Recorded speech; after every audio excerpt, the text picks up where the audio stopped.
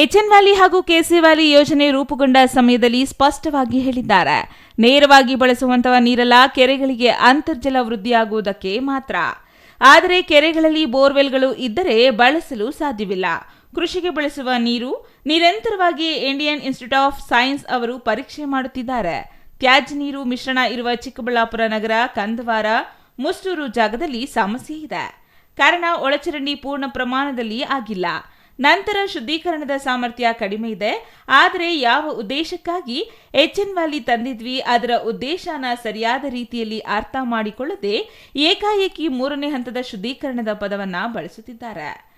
ಕೆಲವರು ಯಾವ ವೈಜ್ಞಾನಿಕ ದಾಖಲೆಗಳನ್ನು ಇಟ್ಟುಕೊಂಡು ಕೆಲವು ವಿಚಾರಗಳನ್ನು ಹೇಳುತ್ತಿದ್ದಾರೆ, ಅದು ನಮಗೆ ಅರ್ಥ ಆಗಿಲ್ಲ ಎಂದು ಜಿಲ್ಲಾ ಉಸ್ತುವಾರಿ ಸಚಿವರಾದ ಸುಧಾಕರ್ ಹೇಳಿದರು. ಈಗ ಎಚ್ಎನ್ ವ್ಯಾಲಿ ಅಥವಾ ಕೆಸಿ ವ್ಯಾಲಿ ವಿಚಾರದಲ್ಲಿ ಅಥವಾ ನಮ್ಮ ವೃಷಭಾವತಿ ವಿಚಾರದಲ್ಲಿ ನಾವು ಪದೇ ಪದೇ ಮಾನ್ಯ ಮುಖ್ಯಮಂತ್ರಿಗಳು ಇಲ್ಲಿ ನಂದಿ ಬೆಟ್ಟದಲ್ಲಿ ಸಂಪುಟ ಸಭೆ ಆದಾಗೂ ಹೇಳಿದ್ದೀವಿ. ಈ ಯೋಜನೆ ರೂಪುಗೊಂಡಂಥ ಸಂದರ್ಭದಲ್ಲೂ ಭಾಳ ಸ್ಪಷ್ಟವಾಗಿ ಹೇಳಿದ್ದಾರೆ.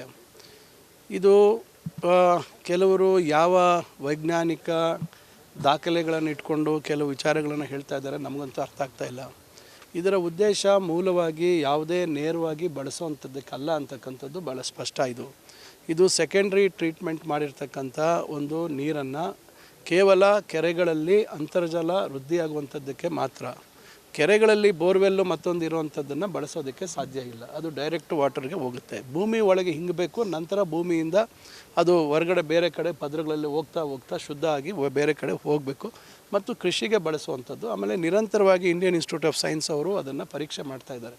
ಕೆಲವು ಕಡೆ ತ್ಯಾಜ್ಯ ನೀರು ಮಿಶ್ರಣ ಆಗಿರ್ತಕ್ಕಂಥ ಕಡೆ ಸಮಸ್ಯೆ ಇದೆ. ಅದು ಈಗ ಚಿಕ್ಕಬಳ್ಳಾಪುರದಲ್ಲೇ ಕಂದವಾರ ಇರ್ಬೋದು, ಮುಷ್ಟೂರು ಇರ್ಬೋದು. ಇದು ಯಾಕಂದರೆ ಇದು ಪೂರ್ಣ ಪ್ರಮಾಣದಲ್ಲಿ ಇಲ್ಲಿ ಒಳಚರಂಡಿ ವ್ಯವಸ್ಥೆ ಆಗಿಲ್ಲ. ಇವೆಲ್ಲ ಆಮೇಲೆ ಶುದ್ಧೀಕರಣ ಘಟಕದ ಒಂದು ಸಾಮರ್ಥ್ಯ ಕಮ್ಮಿ ಇದೆ. ಇವೆಲ್ಲ ಇದೆ. ಈಗ ಅದನ್ನು ಮಾಡುವಂಥದ್ದಕ್ಕೂ ಈಗ ನಡೀತಾ ಇದೆ. ಈಗ ನಾವು 30 ಕೋಟಿ ಕೊಟ್ಟಿರುವಂಥದ್ದು ಇದುವರೆಗೂ ಪ್ರಕ್ರಿಯೆಗಳು ಪೂರ್ಣ ಆಗಿಲ್ಲ. ಈ ರೀತಿಯಾಗಿ ಇರ್ತಕ್ಕಂಥದ್ದು ತೃತೀಯ ಹಂತದ ಒಂದು ಶುದ್ಧೀಕರಣ ಮಾಡುವಂಥದ್ದು ನಾವು ಬೇರೆ ಬೇರೆ ದೇಶಗಳಲ್ಲಿ ನಾವು ಬೇರೆ ಬೇರೆ ಕಡೆ ಅದ್ರ ಬಗ್ಗೆ ಚರ್ಚೆ ಮಾಡಿದ್ದೀವಿ. ಈಗ KIDB ಅವರು ನರಸಾಪುರದ ಹತ್ರ ಒಂದು ಯೂನಿಟ್ಟು ಟರ್ಷರಿ ಟ್ರೀಟ್ಮೆಂಟು ಒಂದು ಮಾಡ್ತಾಯಿದ್ದಾರೆ. ಅದು ಕೈಗಾರಿಕಾ ಪ್ರದೇಶಗಳಿಗೆ ಬಳಸುವಂಥದ್ದಕ್ಕೆ, ಅದೇನು ಕುಡಿಯೋ ನೀರು ಮಟ್ಟಕ್ಕವರೆಗೂ ಮಾಡ್ಬೋದು. ಈಗ ನಾವು ಒಂದು ಪ್ರಾಯೋಗಿಕವಾಗಿ ಚಿಂತಾಮಣಿಯಲ್ಲಿ ನಮ್ಮ ಸೀವೇಜ್ ಟ್ರೀಟ್ಮೆಂಟ್ ಪ್ಲ್ಯಾಂಟ್ ಕೆಳಗಡೆ ಶಾಲೋ ಅಕ್ವಿಫೈಯರ್ಸ್ ಅಂಥೇಳಿ ಅದನ್ನು ಟ್ಯಾಪ್ ಮಾಡುವಂಥದ್ದಕ್ಕೆ ನಾವು ಈಗ ಒಂದು 3 ಬೋರ್ವೆಲ್ ಥರ ಅಲ್ಲಿ ಕೊರೆದಿದ್ದೀವಿ. ಡ್ರಿಲ್ ಮಾಡಿ ಆ ನೀರನ್ನು ಹೊರಗೆ ತೆಗೆದು ಅದನ್ನು ಪರೀಕ್ಷೆ ಮಾಡಿ ಅದನ್ನು ಫಿಲ್ಟರ್ ಮಾಡಿದ್ರೆ ಯಾವ ರೀತಿ ಆಗುತ್ತೆ ಅಂತ ಮಾಡುವಂಥ ಒಂದು ಪ್ರಾಯೋಗಿಕವಾಗಿ ಒಂದು ಸಂಸ್ಥೆಯವರು ಇವತ್ತು ಮುಂದೆ ಬಂದು ಪ್ರಾರಂಭ ಮಾಡಿದ್ದಾರೆ. ಇದೇ ರೀತಿ ದೇವನಹಳ್ಳಿಯಲ್ಲಿ ಸಿಹಿ ನೀರಿನ ಕುಂಟೆ ಅಂಥೇಳಿ ಆ ಒಂದು ಕೋಟೆ ಪಕ್ಕದಲ್ಲಿ ಇರ್ತಕ್ಕಂಥದ್ದನ್ನು ಕೂಡ ಪಕ್ಕದಲ್ಲಿ ಇವರು ಇದೇ ರೀತಿ ಪ್ರಯೋಗ ಮಾಡಿದ್ದಾರೆ. ನನಗಿರ್ತಕ್ಕಂಥ ಮಾಹಿತಿ ಒಂದು ವಾರ್ಡ್ಗೆ ಅದನ್ನು ಕೊಡ್ತಾ ಇದ್ದಾರೆ ಅಂತಕ್ಕಂಥದ್ದು. ಅದರ ಅಲ್ಲಿಂದ ನಾನು ಆ ಸ್ಥಳಕ್ಕೆ ಹೋಗಿಲ್ಲ, ನಾನು ಅಲ್ಲಿ ಹೋಗಿ ನೋಡಬೇಕು ಯಾವ ರೀತಿ ಇದೆ ಅಂಥೇಳಿ. ಅದೇ ರೀತಿಯಾಗಿ ನಮ್ಮಲ್ಲಿ ಮಾಡುವಂಥದ್ದು ಒಂದು ಕೆಲಸ ಆಗ್ತಾಯಿದೆ ಪ್ರಾಯೋಗಿಕವಾಗಿ. ಈ ರೀತಿ ಬೇರೆ ಬೇರೆ ಮಾರ್ಗಗಳಿದ್ದಾವೆ. ಆದರೆ ಇಡೀ ನೀವು ಎಚ್ಎನ್ ವ್ಯಾಲಿನೇ 3ನೇ ಹಂತದ ಶುದ್ಧೀಕರಣ ಮಾಡುವಂಥದ್ದು ಅದು ಕಾಸ್ಟ್ ಎಫೆಕ್ಟಿವ್ ಅಲ್ಲ. ಅದು ಬಹುಶಃ ಭಾಳ ದೊಡ್ಡ ಮಟ್ಟದಲ್ಲಿ ಇವತ್ತೇನು ಇಸ್ರೇಲ್ ಇರ್ಬೋದು, ಬೇರೆ ಬೇರೆ ಸಮುದ್ರ ತೀರದಲ್ಲಿರ್ತಕ್ಕಂಥ ದೇಶಗಳು ಡಿಸ್ಯಾಲಿನೇಷನ್ ಅಂತ ಮಾಡ್ತಾರೆ. ಭಾಳ ಇಟ್ಸ್ ವೆರಿ ಎಕ್ಸ್ಪೆನ್ಸಿವ್ ಪ್ರಪೋಸಿಷನ್. ಅವ್ರಿಗೆ ಬೇರೆ ಮಾರ್ಗ ಇಲ್ಲ, ಬೇರೆ ವಿಧಿ ಇಲ್ಲ ಆ ಥರ. ಅದರಿಂದ ಇದು ಅಷ್ಟು ನನಗೆ ತಿಳಿದಂಗೆ ಇವರ ಇವ್ಯಾವ ಆರ್ಥಿಕ ಹೊರೆ ಇವೆಲ್ಲವನ್ನು ಯೋಚನೆ ಮಾಡಿ ಯಾವ ಉದ್ದೇಶಕ್ಕಾಗಿ ಅದನ್ನು ಎಚ್ಎನ್ ವ್ಯಾಲಿ ನೀರನ್ನು ತಂದಿದ್ದೀವಿ ಅದರ ಉದ್ದೇಶವನ್ನು ಬಹುಶಃ ಸರಿಯಾದ ರೀತಿ ಅರ್ಥ ಮಾಡಿಕೊಳ್ಳದೆ ಏಕಾಏಕಿ 3ನೇ ಹಂತದ ಶುದ್ಧೀಕರಣ ಅಂತಕ್ಕಂಥ ಪದವನ್ನು ಬಳಸ್ತಾ ಇದ್ದಾರೆ ಅಂತ ನಾನು ಭಾವಿಸ್ತೇನೆ. ಉಸ್ತುವಾರಿ ಸಚಿವರ ಹೇಳಿಕೆ ವಿಚಾರವಾಗಿ ಮಾತನಾಡಿದ ಸಂಸದ ಸುಧಾಕರ್, ಅವರು ಬಾಟಲ್ ನೀರು ಕುಡಿಯುತ್ತಾರೆ. ಎಲ್ಲರೂ ಬಾಟಲ್ ನೀರು ಕುಡಿಯಲು ಸಾಧ್ಯ ಆಗೋದಿಲ್ಲ. ಜಿಲ್ಲೆಯಲ್ಲಿ ಬಡವರು ಇದ್ದಾರೆ, ಅವರನ್ನ ಡಾಕ್ಟರ್ ಅಂತ ತಿಳಿದುಕೊಂಡಿದ್ದೀನಿ. 2ನೇ ಹಂತದ ಶುದ್ಧೀಕರಣ ಮಾಡುವ ನೀರನ್ನು ಸೇವಿಸಿದ್ರೆ ಅದು ಕ್ಷೇಮ ಅಂತ ಹೇಳುತ್ತಾರೆ. ಅಂದ್ರೆ ನಾನು ಇನ್ನ ಏನ್ ಹೇಳುವುದಕ್ಕೆ ಆಗುತ್ತದೆ? ಎಲ್ಲ ವಿಜ್ಞಾನಿಗಳು ಹೇಳುತ್ತಿದ್ದಾರೆ ಹಾಗೂ ಪ್ರಪಂಚದ ಯಾವ ದೇಶದಲ್ಲಿ 2ನೇ ಹಂತದ ನೀರನ್ನು ಕುಡಿಯುವುದಕ್ಕೆ ಹಾಗೂ ಕೃಷಿಗೆ ಸೂಕ್ತ ಅಂತ ಹೇಳುತ್ತಿದ್ದಾರೆಂದು ಹೇಳಿಬಿಡಲಿ. ನಾನು ರಾಜಕಾರಣದಿಂದ ದೂರ ಹೋಗುತ್ತೇನೆ. ಬಿಜೆಪಿ ಸರ್ಕಾರ ಇದ್ದಾಗ 3ನೇ ಹಂತ ಮಾಡಲೇಬೇಕೆಂದು ಬಜೆಟ್ನಲ್ಲಿ ಘೋಷಣೆ ಮಾಡಿಸಿದ್ದ. ಈಗ ಇದನ್ನು ಪ್ರತಿಷ್ಠೆ ಧೋರಣೆ ಬಿಟ್ಟು 3ನೇ ಹಂತದ ಶುದ್ಧೀಕರಣ ಮಾಡಿ ನಾನೇ ನಿಮಗೆ ಶುಭಾಶಯ ತಿಳಿಸುತ್ತೇನೆ. ಇಲ್ಲವಾದಲ್ಲಿ ಮುಂದಿನ ದಿನಗಳಲ್ಲಿ ವಿವಿಧ ರೀತಿಯಲ್ಲಿ ಉಗ್ರವಾಗಿ ಹೋರಾಟ ಮಾಡಬೇಕಾಗುತ್ತದೆ ಎಂದು ಸಂಸದ ಸುಧಾಕರ್ ಸರ್ಕಾರಕ್ಕೆ ಎಚ್ಚರಿಕೆ ನೀಡಿದರು. ಯಾಕೆಂದರೆ ಬಾಟಲ್ ನೀರಲ್ಲಿ ಕುಡಿತಾರೆ, ಎಲ್ಲರೂ ಬಾಟಲ್ ನೀರಲ್ಲಿ ಕುಡಿಯೋದಕ್ಕೆ ಆಗೋದಿಲ್ವಲ್ಲ. ಬಡವರು ಇದ್ದಾರೆ ಈ ಜಿಲ್ಲೆಯಲ್ಲಿ, ಅವರು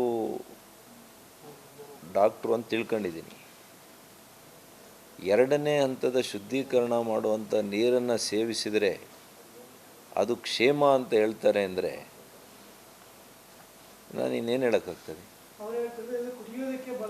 ಮತ್ತು ಎಲ್ಲ ಸೈಂಟಿಸ್ಟು ಯಾಕೆ ಹೇಳ್ತಾ ಇದ್ದಾರೆ, ಮತ್ತು ಸೈಂಟಿಸ್ಟ್ ರಿಪೋರ್ಟ್ಸಲ್ಲಿ ಯಾಕೆ ಕೊಟ್ಟಿದ್ದಾರೆ 2ನೇ ಹಂತದ ಎಲ್ಲೂ ವಿಶ್ವದಲ್ಲಿ ನಾನು ಹೇಳ್ತಾ ಇದ್ದೀನಿ, ಪ್ರಪಂಚದ ಯಾವ ದೇಶದಲ್ಲಿ 2ನೇ ಹಂತದ ನೀರನ್ನು ಕೃಷಿಗಾಗಲಿ ಕುಡಿಯೋ ನೀರಿಗಾಗಲಿ ಸೇವನೆ ಮಾಡಿದ್ದಾರೆ ನಾನು ಹೇಳ್ಬಿಡಲಿ, ನಾನು ರಾಜಕಾರಣದಿಂದನೇ ದೂರ ಹೋಗ್ತೀನಿ. ಇಲ್ಲ, ನಾವು 3ನೇ ಹಂತ ಮಾಡಲೇಬೇಕಾಗಿತ್ತು. ನಾವು ಅದಕ್ಕೇ BJP ಸರ್ಕಾರ ಇದ್ದಾಗ ನಾವು 3ನೇ ಹಂತ ಕೂಡ ನಾನು ಘೋಷಣೆ ಮಾಡಿಸಿದ್ದೆ. ನಮ್ಮ ಮಾನ್ಯ ಬಸವರಾಜ ಬೊಮ್ಮಾಯಿರವರು ಮುಖ್ಯಮಂತ್ರಿ, ನೀವು ನೋಡಿದ್ದೀರಿ, budget book is not A secret book. ಇವತ್ತಿನ ಜಿಲ್ಲಾ ಉಸ್ತುವಾರಿ ಸಚಿವರು ನೋಡ್ಬೋದು, ಮುಖ್ಯಮಂತ್ರಿಗಳು ನೋಡ್ಬೋದು. ಅದನ್ನು ಇಡಿಸಿದ್ದೇನೆ ಇಲ್ವಾ ನೋಡಿ. ಆ ಬದ್ಧತೆ ಇಲ್ಲ ಅಂದರೆ ಸುಮ್ಮನೆ ಏನೋ ಒಂದು ಘೋಷಣೆ ಮಾಡಲಿಕ್ಕೆ ಇಡೋದಿಲ್ಲ ನಾವು. ಹಾಗಾಗಿ ಈಗ ಇದನ್ನು ನೀವೇನೋ ಪ್ರತಿಷ್ಠೆ ಅಂತ ತಗೊಳಕ್ಕೆ ಹೋಗ್ಬೇಡಿ ದಯವಿಟ್ಟು. ಇವ್ರು ಹೇಳ್ತಾ ಇದ್ದಾರೆ ನಾವ್ಯಾಕೆ ಮಾಡಬೇಕು ಅನ್ನೋ ಧೋರಣೆಯನ್ನು ಬಿಡಿ. ಇದು ಬಡವ್ರಿಗೆ ಬೇಕಾಗಿರೋದು, ರೈತರಿಗೆ ಬೇಕು. ನಾನೇ ನಿಮಗೆ ಶುಭಾಶಯಗಳು ಹೇಳ್ತೀನಿ, ನೀವು ಮಾಡಿದ್ರೆ ನಿಮಗೆ ಕಂಗ್ರ್ಯಾಚುಲೇಷನ್ ಹೇಳ್ತೀನಿ. ಆ ಕ್ರೆಡಿಟ್ ನಾನೇನು ತಗೊಳಲ್ಲ, ನಮ್ಮ ಪಾರ್ಟಿನೂ ತಗೊಳಲ್ಲ, ನಿಮ್ಮ ಪಾರ್ಟಿಗೆ ಕೊಡ್ತೀವಿ ಕ್ರೆಡಿಟು, ನಿಮ್ಮ ಮುಖ್ಯಮಂತ್ರಿಗಳಿಗೆ ಕೊಡ್ತೀವಿ. ದಯವಿಟ್ಟು 3ನೇ ಹಂತದ ಶುದ್ಧೀಕರಣ ಮಾಡಿ. ವ್ಯಾಪ್ತಿಯಲ್ಲಿ ಜಕ್ಕಲಮಡುಗುವಿಂದ ಬರ್ತಾಯಿದೆ, ಕೆಲವು ಬೋರುಗಳಲ್ಲಿ ಬರ್ತಾಯಿದೆ, ನಿಜಾನೇ ಕೆಲವು ಬೋರುಗಳಲ್ಲಿ ಬರ್ತಾಯಿದೆ. ಭಾಳಷ್ಟು ಜನ ನನಗೇ ಫೋನುಗಳಲ್ಲಿ ಮಾತಾಡ್ತಾರೆ. ನಾನಂತೂ ಈಗ ಇವರು 3ನೇ ಹಂತ ಮಾಡದೇ ಇದ್ದರೆ ನಾನು ಕೂಡ ಮುಂದಿನ ದಿನಗಳಲ್ಲಿ ಇದನ್ನು ಉಗ್ರವಾಗಿರ್ತಕ್ಕಂಥ ಪ್ರತಿಭಟನೆಯನ್ನು, ಅನೇಕ ಬಗೆಯ ಪ್ರತಿಭಟನೆಯನ್ನು ನಾನು ರೂಪಿಸ್ತೀನಿ. ಇರ್ತಕ್ಕಂಥ ಅಂಶಗಳು ನಮ್ಮ ಗಮನಕ್ಕೆ ಬಂದಾಗ ನಾವು ಚುನಾಯಿತ ಪ್ರತಿನಿಧಿಗಳಾಗಿರುವಂಥವರು ನಮಗೆ ಕನಿಷ್ಠ ಬದ್ಧತೆ ಇರಬೇಕು. ಜನರ ಆರೋಗ್ಯವನ್ನು ರಕ್ಷಣೆ ಮಾಡೋದು ನಮ್ಮ ಮೊದಲನೇ ಕರ್ತವ್ಯ. ಅದನ್ನು ನಾವು ಮಾಡಲೇಬೇಕು. ಯಾವುದೇ ಸರ್ಕಾರ ಇರಲಿ, ನಾನು ಹೇಳೋದು ಮಾಡಲೇಬೇಕು. ಬಹುಶಃ ಮುಖ್ಯಮಂತ್ರಿಗಳು ಇದನ್ನೆಲ್ಲ ಕೂಡ ನೋಡಿದ ಮೇಲಾದರೂ ಇದನ್ನೆಲ್ಲ ತಿಳ್ಕೊಂಡಿರ್ತಾರೆ ಅಂತ ಅಂದ್ಕೊಂಡಿದ್ದೀನಿ. ಮತ್ತು ಇಲ್ಲಿನ ಶಾಸಕರು ಕೂಡ ಹಿಂದೆ ಭಾಳ ಹೇಳ್ತಾಯಿದ್ರು, ನಾನು MLA ಇರೋ ಕೂಡ ಹೇಳ್ತಾಯಿದ್ರು. ಈಗ ಅವರೇ MLA ಆಗಿಬಿಟ್ಟಿದ್ದಾರೆ. ಅವರು ಜಿಲ್ಲಾ ಉಸ್ತುವಾರಿ ಸಚಿವರು, ಇವರೆಲ್ಲ ಕೂಡ ಭಾಳ ಪ್ರಭಾವಿಗಳಾಗಿದ್ದಾರೆ ಸರ್ಕಾರದಲ್ಲಿ. ಹೇಳಿ ಮಾಡಿಸ್ತಾರೆ ಅಂತ ತಿಳ್ಕೊಂಡಿದ್ದೀನಿ ನಾನು. Thoudanahalli Ramesh, CTV news, Chikkaballapur.